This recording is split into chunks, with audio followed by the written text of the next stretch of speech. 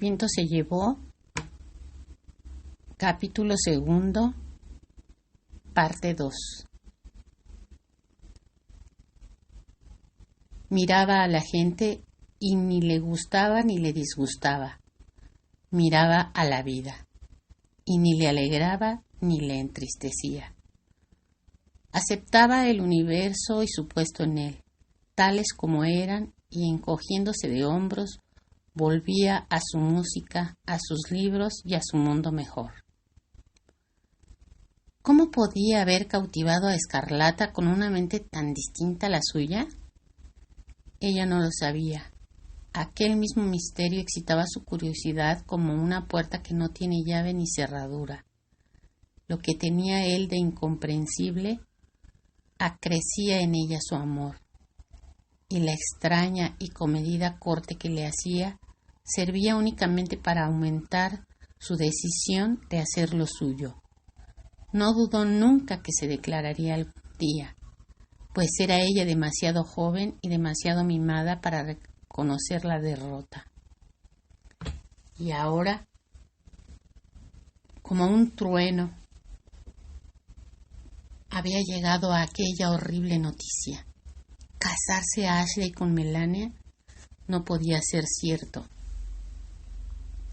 Pero si todavía la semana anterior, cuando regresaban a caballo de Firehill al anochecer, él había dicho: Escarlata, tengo algo tan importante que decirte que apenas sé cómo expresarlo. Ella había bajado los ojos recatadamente mientras el corazón le palpitaba con salvaje alegría, pensando que llegaba el feliz momento. Entonces él había dicho: ahora no, estamos cerca de casa y no hay tiempo. Oh, Escarlata, qué cobarde soy. Y picando espuelas a su caballo, había subido al galope la colina hasta Tara. Sentada en el tocón, Escarlata pensó en aquellas palabras que la habían hecho tan feliz, y de repente tomaron éstas otro sentido, un sentido horrible. ¿Y si era la noticia de sus esponsales lo que había intentado decirle? Oh, si al menos llegara papá. Escarlata no podía soportar la duda un momento más. Miró otra vez con impaciencia hacia el camino y de nuevo se sintió defraudada. El sol estaba ahora bajo en el horizonte y en el límite de la tierra el rojo resplandor se difuminaba en tonos rosados, y encima el firmamento iba cambiando lentamente su color celeste por un delicado azul verdoso de exquisitas tonalidades. La mágica quietud del crepúsculo en el campo la envolvía calladamente. La tenebrosa oscuridad de la noche se cernía sobre los campos. Los rojos surcos y la bermeja herida del camino perdían su mágico color de sangre y recobraban la parda uniformidad de la tierra. Al otro lado del camino, en los pastos, el ganado asomaba la cabeza por encima de la barrera. Esperaba pacientemente que lo condujesen a los establos y al pienso. Atemorizados en la negra sombra de la espesura que bordeaba los pastos, los animales parecían mover sus orejas con satisfacción al ver a Escarlata, como si apreciaran la compañía de un ser humano. En la extraña media luz, los altos pinos del pantanoso río, que tan verdes parecían iluminados por el sol, resaltaban cual negra silueta sobre el azul pastel del cielo en hilera de oscuros gigantes y hundían sus raíces en la mansa y amarillenta corriente. En la colina al otro lado del río, las altas chimeneas blancas de la casa de los Wilkes se borraban gradualmente en la oscuridad de los espesos robles que la rodeaban, y solo, más lejos, los puntitos de luz de las lámparas encendidas para la cena revelaban que allí había una casa. El aire embalsamado de la primavera se confundía con los húmedos efluvios de los campos recién arados y con la agradable frescura de los verdes prados. Para Escarlata no eran espectáculos milagrosos ni la puesta del sol, ni la primavera, ni el verdor de los campos. Aceptaba su belleza como cosa natural, como el aire que respiraba y el agua que bebía, porque nunca había admirado conscientemente la belleza más que en las mujeres hermosas, en caballos, en trajes de seda, en cosas tangibles. Sin embargo, la serena media luz sobre los bien cuidados campos de Tara actuó como un sedante sobre los excitados nervios. Amaba tanto aquella tierra sin saber que la amaba. Le gustaba lo mismo que amaba el rostro de su madre rezando a la luz de la lámpara. No se divisaban aún señales de Gerald en la sinuosa y tranquila carretera. Si tenía que esperar mucho, mamita vendría seguramente en su busca y la obligaría a entrar en casa. Pero cuando esforzaba su mirada hacia el oscuro camino, oyó el golpear de los cascos de un caballo y vio el ganado dispersarse. Espantado, Gerald O'Hara volvía a casa, a campo traviesa y a toda marcha. Llegó colina arriba, galopando en su caballo de caza, de patas tan largas que a distancia parecía un niño montado sobre una cabalgadura demasiado grande para él. Sus largos cabellos blancos flotaban al viento sobre su espalda y animaba al caballo con el látigo y con sus gritos. Aunque embargada por sus preocupaciones, Escarlata le contempló con cariñoso orgullo, porque Gerald era un magnífico jinete. Me sorprende ese empeño suyo de saltar siempre obstáculos cuando está algo bebido, pensó. Y más después de aquella caída que tuvo precisamente aquí el año pasado, cuando se rompió la rodilla. Creíamos que le serviría de lección, sobre todo cuando prometió a mamá no volver a saltar. Escarlata no tenía miedo a su padre. Le sentía como más contemporáneo suyo que sus hermanas. Saltar vallas y setos sin que se enterara su mujer le producía un orgullo infantil y una culpable alegría que corrían parejas con la de ganar en listeza a mamita. Escarlata se levantó de su asiento para verle. El gigantesco bruto llegó al cercado, recogió sus patas y se alzó por encima del obstáculo, tan ligero como un pájaro, mientras el jinete gritaba entusiasmado, azotando el aire con su fusta, y sus blancos rizos golpeaban su nuca. Gerald no vio a su hija en la sombra de los árboles y tiró de las riendas al llegar al camino, acariciando el cuello del caballo en señal de aprobación.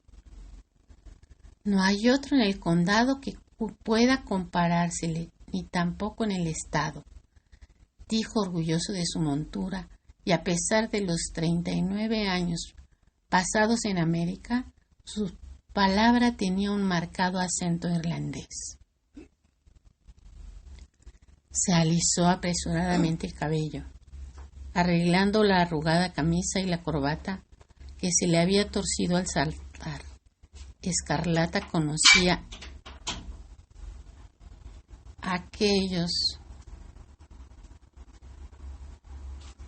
precipitados arreglos, hechos a fin de presentarse ante su mujer con el aspecto de un caballo que llega tranquilamente a su casa de visitar a un vecino.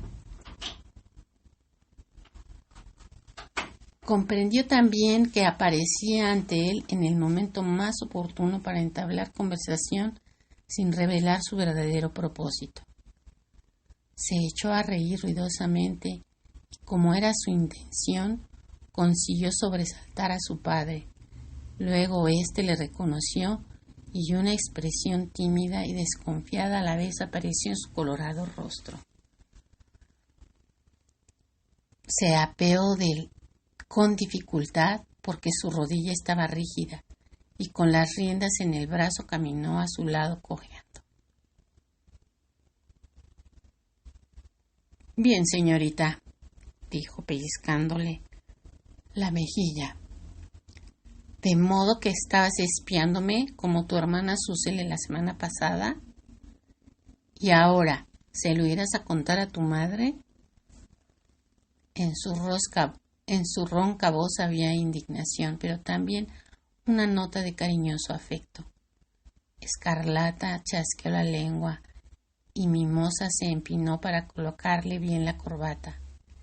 El aliento de Gerald olía a whisky mezclado con una ligera fragancia de menta. También se mezclaban a aquel olor otros a tabaco de mascar, a cuero engrasado y a caballos.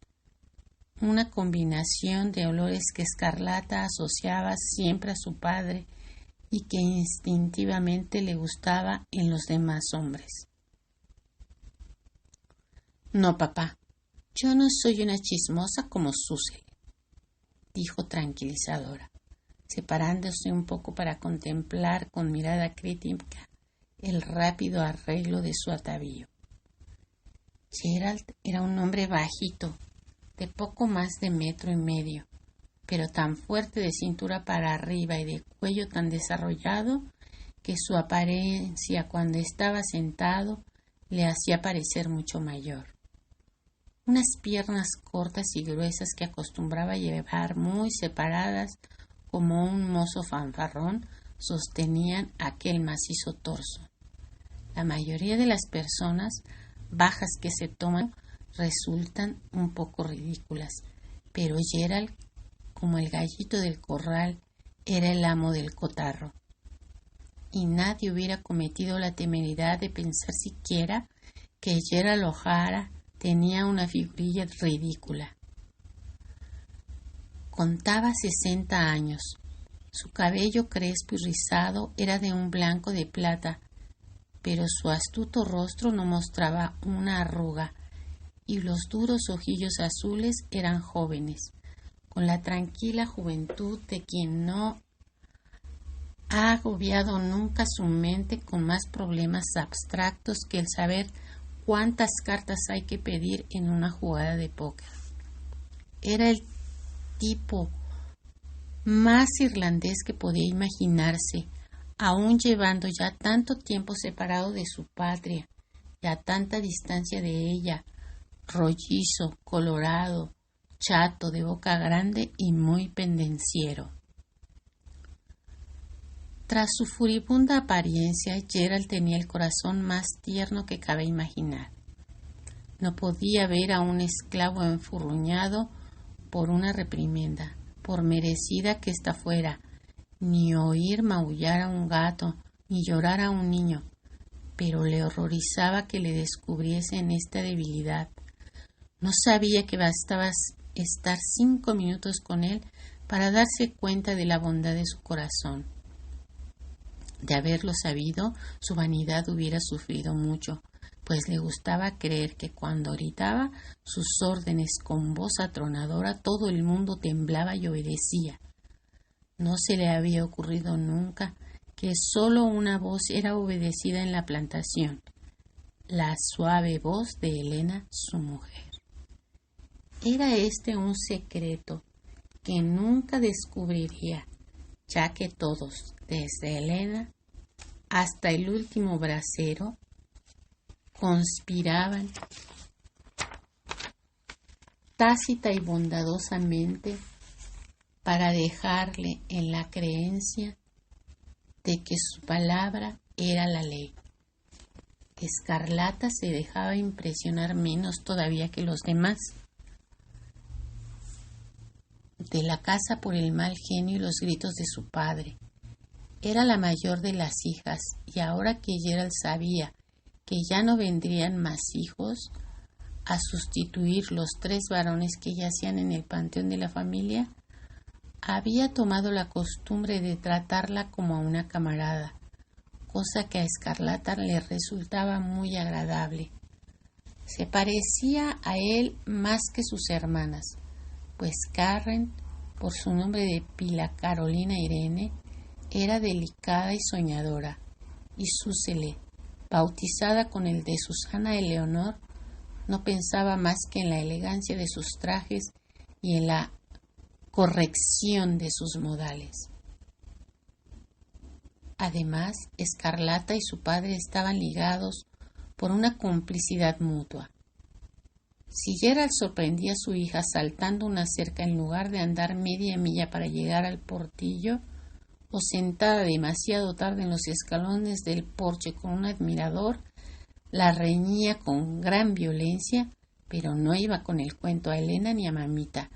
Y cuando Escarlata le sorprendía a él saltando obstáculos, después de la solemne promesa a su mujer, o cuando se enteraba, como ocurría siempre por las habladurías de la gente, de la suma exacta a que ascendían sus pérdidas en el póker, se abstenía a su vez de mencionar el hecho a la hora de la comida, como hacía con mucha naturalidad la astuta Susele. Escarlata y su padre se habían convencido mutuamente de que hacer llegar cosas a oídos de Elena servía tan solo para disgustarla, y ellos deseaban ante todo evitarle disgustos. Escarlata miró a su padre a la débil luz del anochecer y sin saber por qué se sintió reconfortada con su presencia. Había en él algo vital y fuerte que la animaba. Como no era nada psicóloga con la gente, no se daba cuenta de que esto era debido a que ella poseía también, en cierto grado, aquellas mismas cualidades. Pese a los esfuerzos que desde hacía 16 años venían haciendo Elena y mamita para destruirlas. Ahora te encuentras muy presentable, dijo, y no creo que nadie pueda adivinar que has estado haciendo travesuras, a no ser que a ti mismo se te ocurra contarlo. Aunque me parece que después de haberte roto la rodilla saltando esta misma barrera el año pasado... Bueno, ¿pero tú crees que voy a consentir que una hija mía me sermonee por si salto o no? Protestó él, pellizcándole de nuevo la mejilla. Supongo que se trata de mi propia cabeza, ¿no es así? Y además, señorita, ¿se puede saber qué estás haciendo aquí sin tu chal? Viendo que él estaba empleando subterfugios para conseguir zafarse de una conversación desagradable, Escarlata deslizó su brazo por el de su padre y le dijo: Estaba esperándote. No sabía que volverías tan tarde. Tenía curiosidad por saber si habías comprado a Dilsey. Sí, la he comprado y el precio me ha arruinado. Los compré a ella y a su diablillo Prissy. Juan Wilkes quería dármelas casi regaladas, pero no quiero que nadie pueda decir que Gerald O'Hara se aprovechó de la amistad para un negocio. Le he hecho admitir 3,000 por los dos. Por Dios santo, papá, ¿3,000? No tenías ninguna necesidad de haber comprado a Prissy. Está bonito que mis hijas se atrevan a criticarme, protestó Gerald enfáticamente. Prissy es un diablillo muy simpático y además la conozco. Es una criatura astuta y tonta, repuso Escarlata tranquilamente sin asustarse por los gritos de su padre. Y la única razón para comprarla ha sido que te lo suplicó Dilsey. Gerald se quedó apabullado y molesto, como siempre que lo cogían en una buena acción, y Escarlata rió sin disimulo de su ingenuidad. Bueno, ¿y qué se ha hecho? Eso. ¿De qué nos iba a servir haber comprado a Dilsey si se pasaba el día llorando por su niña? No vuelvo a permitir que ningún negro de la plantación se case con alguien de fuera. Me sale demasiado caro. Anda, gatita, vamos a cenar.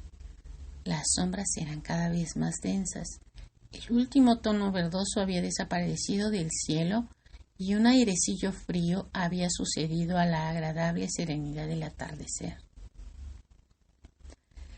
Pero Escarlata remoloneaba, cavilando en cómo llevar la conversación a Ashley sin que Gerald pudiera presumir el motivo. Le resultaba difícil ya que Escarlata no sabía fingir y Gerald se le parecía tanto que nunca dejaba de descubrir sus débiles subterfugios, lo mismo que ella descubría los de él, y generalmente no tenía mucho tacto al hacerlo. ¿Cómo andan los 12 robles? Como siempre. Ahí estaban Kate Calvert y después de arreglar lo de Dilsey nos instalamos todos en la galería y estuvimos tomando unos ponches. Kate acaba de llegar de Atlanta y dice que ahí está todo trastornado y que nadie habla más que de la guerra. Y Escarlata suspiró. Si Gerald emprendía con el tema de la guerra y de la secesión, pasarían horas antes de que lo dejase. Le interrumpió hablando de otra cosa. ¿Dijeron algo del barbacoa de mañana? Ahora que me acuerdo, sí dijeron algo. La señorita... ¿Cómo se llama aquella muchachita tan mona que estuvo aquí el año pasado? ¿Sabes? La prima de Ashley. Ah, sí. Se llama Melania Hamilton. Ella y su hermano Carlos acaban de llegar de Atlanta. Y... Oh, de modo que ha venido. Sí. Y es un encanto de muchacha, tan modosa, sin hablar nunca de ella misma, como debe ser una mujer. No te quedes atrás, hija. Tu madre debe estar buscándonos. Escarlata sintió oprimirse el corazón al oír la noticia. Había esperado contra toda esperanza que algo retuviese a Melania en Atlanta donde vivía, y el saber que hasta su padre aprobaba su suave carácter tan distinto del suyo la dejó anonadada. ¿Estaba allí también Ashley? Sí estaba. Gerald soltó el brazo de su hija y se volvió mirándola inquisitivamente a la cara. De modo que por eso has salido a esperarme. ¿Por qué no lo dijiste de una vez sin dar tantos rodeos? A Escarlata no se le ocurrió nada que contestar y notó con disgusto que se ruborizaba. Vamos, habla. Pero Escarlata permaneció callada. En aquel momento sintió no poder darle un buen meneo a su padre y obligarlo a callar. Estaba allí y me preguntó por ti con más interés que sus hermanas y dijo que esperaba que nada te impediría ir mañana al barbacoa. Respondo de que nada te lo impedirá, afirmó Gerald con marcada intención. Y ahora, hija mía, dime, ¿qué hay entre Ashley y tú? No hay nada, dijo ella, arrastrándole por el brazo. Vamos, papá. Vaya, ahora eres tú la que tiene prisa, observó él. Pero no me moveré de aquí hasta que consiga entenderte. Pensándolo bien, ya te notaba yo algo raro últimamente. ¿Ha estado jugando contigo? ¿Se te ha declarado? No, replicó ella. Ni se te declarará, dijo Gerald. Escarlata sintióse furiosa en su interior, pero su padre la aplacó con un ademán. No se ponga usted así, señorita. Juan Wilkes me lo ha dicho esta noche en la más estricta intimidad. Ashley se va a casar con Melania. Lo anunciarán mañana. Escarlata dejó caer bruscamente su mano. Así pues, era cierto. El dolor se le clavaba en el corazón tan brutalmente como los colmillos de un fiero animal. Como a través de una niebla sintió que los ojos de su padre la observaban con una mirada entre compasiva y enojada por tener que enfrentarse con un problema al que no encontraba solución. Quería mucho a Escarlata, pero le resultaba desagradable verse obligado a buscar solución a sus pueriles problemas de muchacha. Elena sabía todas las soluciones. Que Escarlata le confiara a ella sus problemas. ¿De modo que nos has estado poniendo a todos en evidencia?, gritó, elevando la voz como le ocurría siempre que se excitaba. ¿Perseguir a un hombre que no te quiere, cuando podrías esclavizar a tu gusto a cualquier petimetre del condado? La cólera y el amor propio herido se sobrepusieron al dolor. No le he perseguido. Es sencillamente que me ha cogido de sorpresa. Mientes, replicó Gerald. Pero al observar su apenado rostro, añadió con un arranque de bondad. Lo siento, hija mía. Después de todo, no eres más que una niña. Y hay otros muchos galanes en el mundo. Mamá tenía 15 años cuando se casó contigo, y yo tengo ya 16. Tu madre era distinta, repuso Gerald. Nunca fue una atolondrada como tú. Ahora ven, hija mía. Anímate y te llevaré a Charleston la semana que viene a ver a tu tía Eulalia, y con todo el jaleo que hay allí, con lo del fuerte Sumter, antes de una semana te habrás olvidado de Ashley. Cree que soy una niña, pensó Escarlata, afligida y rabiosa, sobre todo ponderación, y solo se le ocurre darme un nuevo juguete para que me olvide de mis descalabros. Vamos, no me pongas esa cara, dijo regañón Gerald. Si tuvieras algo de sentido común, te hubieras casado con Stuart o Brent Tarleton hace tiempo. Piénsalo, hija mía. Cásate con uno de los gemelos. Juntaremos las plantaciones y Jaime Tarleton y yo les construiremos una hermosa casa, precisamente en el gran pinar donde se unen y... ¿Quieres dejar de tratarme como una niña? No quiero ir a Charleston, ni tener una casa, ni casarme con los gemelos. Solo quiero... Se contuvo, pero era demasiado tarde. La voz de Gerald era extrañamente tranquila y habló despacio, como si extrajese sus palabras de un lugar de su memoria al que rara vez acudiese. Solo quieres a Ashley y no lo vas a tener. Y si él quisiera casarse contigo, te daría mi consentimiento temblando, a pesar de la excelente amistad que me une con su padre. Y al notar la mirada de asombro de Escarlata, explicó: yo deseo que mi hija sea feliz, y tú no serías feliz con él. ¡Oh, lo sería, lo sería! No, hija mía. Solo las parejas afines pueden ser felices en el matrimonio. Escarlata sintió un súbito deseo de gritar. Pues ustedes han sido felices y mamá y tú no se parecen en nada. Pero se contuvo, comprendiendo que se ganaría un tirón de orejas por su impertinencia. Nuestra gente es distinta de los Wilkes, continuó pausado, articulando torpemente las palabras. Los Wilkes son distintos de todos nuestros vecinos, distintos de las demás familias que he conocido. Son seres raros, y es mejor que se casen dentro de su propia familia y guarden sus rarezas para ellos. Pero papá, Ashley no es... Punto en boca, gatita. No digo nada en contra de ese muchacho, pues le tengo afecto. Al llamarle raro no quiero decir que esté loco. No es su rareza como la de los Calvert, que se juegan a un caballo todo lo que tienen, o la de los Tarleton.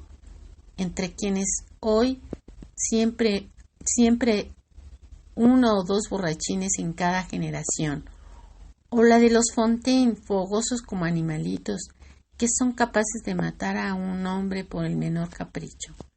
Esa clase de rarezas son fáciles de comprender sin duda, y si no fuese por misericordia divina, Gerald O'Hara tendría todos esos defectos. Y tampoco quiero decir que Ashley se escapara con otra mujer si te casaras con él ni que te pegara. Sería más feliz si tal hiciese, pues por lo menos podrías comprenderle. Pero es un raro de otro estilo y no hay quien lo entienda. Me resulta simpático, pero no encuentro pies ni cabeza a la mayor parte de lo que dice. Y ahora, gatita, dime la verdad. ¿Entiendes tú sus desatinos sobre libros, música, poesía y pintura y otras tonterías por el estilo? Oh, papá, si me caso con él, yo haré que cambie todo eso, exclamó Escarlata con impaciencia. ¿Lo harás? ¿Lo cambias ahora?, dijo Gerald, impertinente, mirándola sagazmente.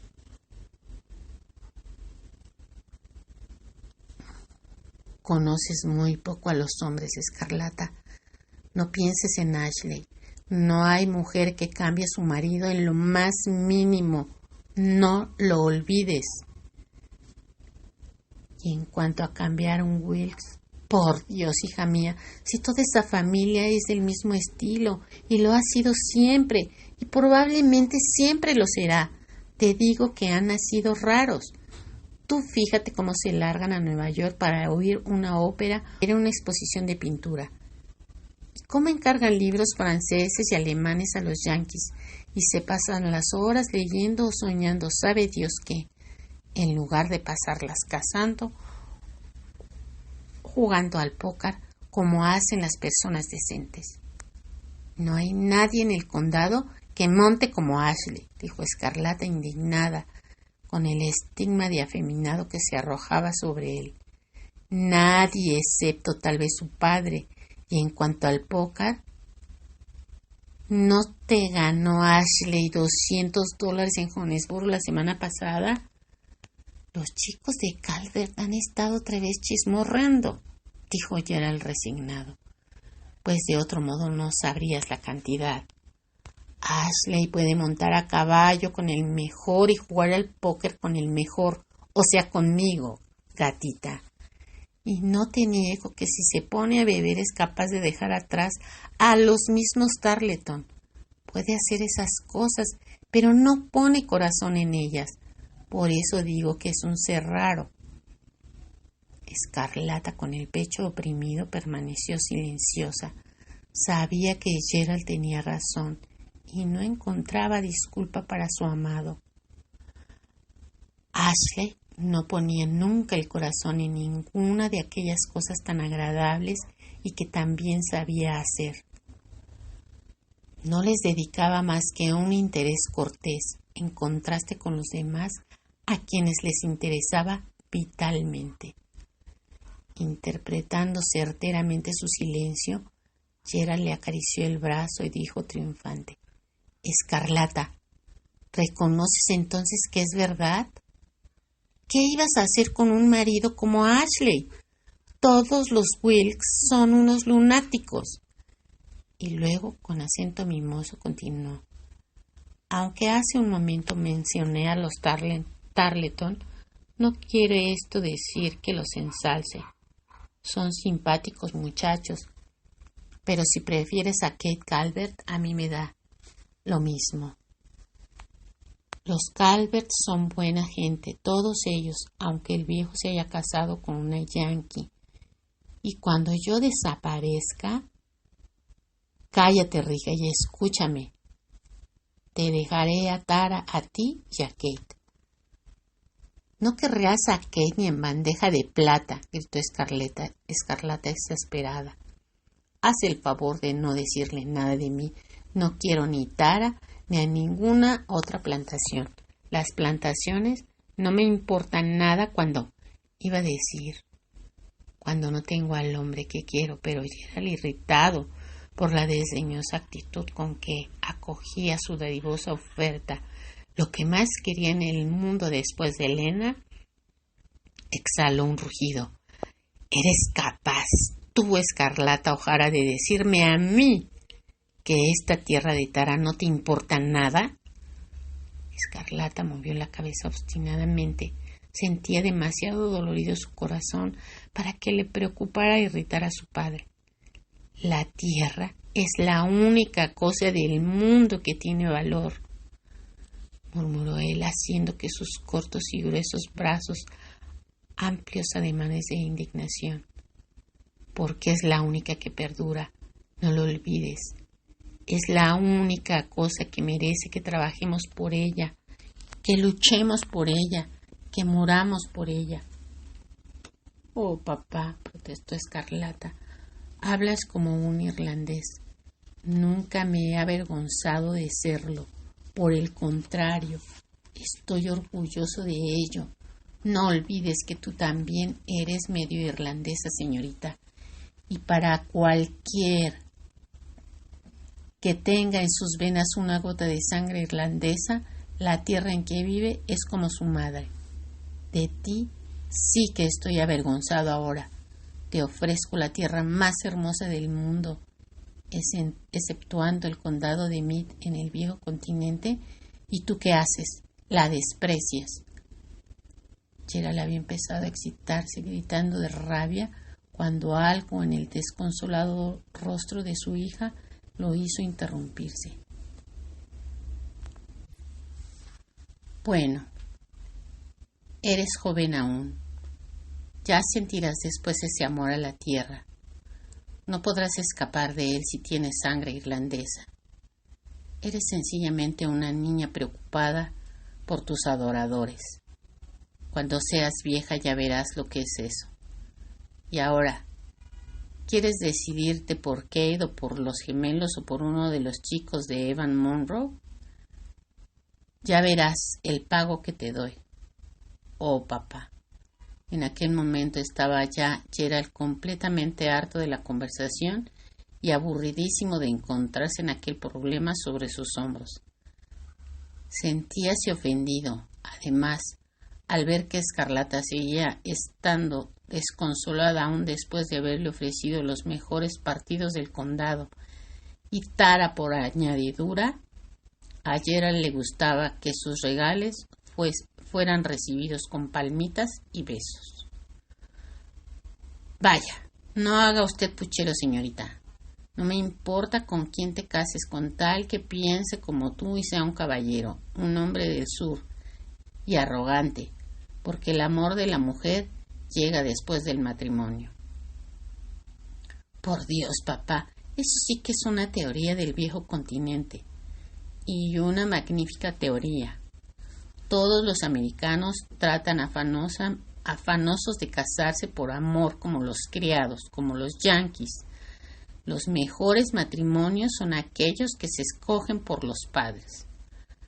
¿Cómo vas a ver una chiquilla tonta como tú distinguir a un hombre bueno de un canalla? Fíjate si no en los Wilkes. ¿Qué es lo que les hace conservarse dignos y fuertes a través de todas las generaciones? Pues sencillamente el casarse con sus afines, entre primos, como quiere su familia que lo hagan. Dios mío, gimió Escarlata, sintiendo renovado su dolor con las palabras de Gerald que trajeron de nuevo a su mente la inevitable verdad. Su padre la miró y, bajando la cabeza, anduvo a unos pasos indeciso. ¿No estarás llorando?, le preguntó, acariciándole torpemente la barbilla e intentando levantarle la cabeza compasivo. No, exclamó ella con vehemencia, dando un respingo. Mintiendo es lo que estás y me enorgullezco de ello. Me alegro de que seas orgullosa, gatita, y deseo verte orgullosa mañana en el barbacoa. No quiero que todo el condado cotillee y se ría de ti mañana porque has entregado tu corazón a un hombre que no ha pensado en ti nunca más que como amiga de la familia. Sí que ha pensado, se dijo Escarlata dolida. Ya lo creo que ha pensado. Estoy segura de que si hubiera tenido un poco más de tiempo, se lo hubiera hecho confesar. Ay, si no fuese porque los Wilkes se creen siempre obligados a casarse con sus primas. Gerald enlazó su brazo al de su hija. Y ahora entremos a cenar, que todo esto quede entre nosotros para que tu madre no se preocupe, ni yo tampoco. Suénate, hija mía. Escarlata se sonó con su arrugado pañuelito y ambos se echaron a andar por el sendero cogidos del brazo, mientras el caballo los seguía lentamente. Al llegar a la casa, Escarlata se disponía a hablar de nuevo cuando vio a su madre salir de la densa sombra del porche. Tenía puestos la toca, el chal y los mitones, y detrás de ella iba mamita con cara de pocos amigos, haciendo el maletín de cuero negro de Elena, en el que llevaba siempre los vendajes y medicinas que utilizaba en las curas de los esclavos. Mamita tenía una boca grande, de labios gruesos y colgantes que cuando la negra se enfadaba pendían más que de costumbre. En aquellos momentos los labios de mamita tenían una longitud desmesurada y Escarlata comprendió que mamita estaba furiosa por algo que no aprobaba. «Señor O'Hara», llamó Elena al ver a la pareja que avanzaba por el camino. Elena pertenecía a una generación formalista. Aún después de 17 años de matrimonio y de haber tenido 6 hijos. «Señor O'Hara, ha ocurrido una desgracia en casa de los Slattery. El hijo de Emilia ha nacido. Se está muriendo y hay que bautizarlo. Voy allá con mamita a ver qué puedo hacer». Su voz se alzaba arrogante como si estuviera pendiente de la aprobación de su marido. Mera formalidad, pero muy grata al corazón de Gerald. «Por Dios santo», gritó O'Hara, «¿cómo se atreven esos indecentes blancos a hacerte salir de casa precisamente cuando vas a cenar y cuando estoy deseando contarte todo lo que en Atlanta se dice de la guerra?» «Vete, señora O'Hara. No podrías dormir tranquila esta noche si supieras que ha ocurrido una desgracia y no hubieses acudido a aliviarla». «No podría dormir nunca tranquila si no hubiese ido antes a cuidar a los negros y a esos pelmas de los blancos que bien podrían cuidarse a sí mismos», gruñó mamita como rezando mientras bajaba las escaleras dirigiéndose al coche que esperaba al borde del camino. «Ocupa mi lugar en la mesa, querida», dijo Elena a Escarlata, acariciándole la mejilla con su enguantada mano. A pesar de sus lágrimas, Escarlata se estremeció al contacto realmente mágico de la mano de su madre y con la débil fragancia de verbena que exhalaba la crujiente seda de su traje. Para Escarlata había algo animador en Elena O'Hara. Era una maravilla que vivía en la casa con ella, a la que temía, pero que la hechizaba y la calmaba al mismo tiempo. Gerald ayudó a su mujer a subir al coche y ordenó al cochero que condujese con cuidado.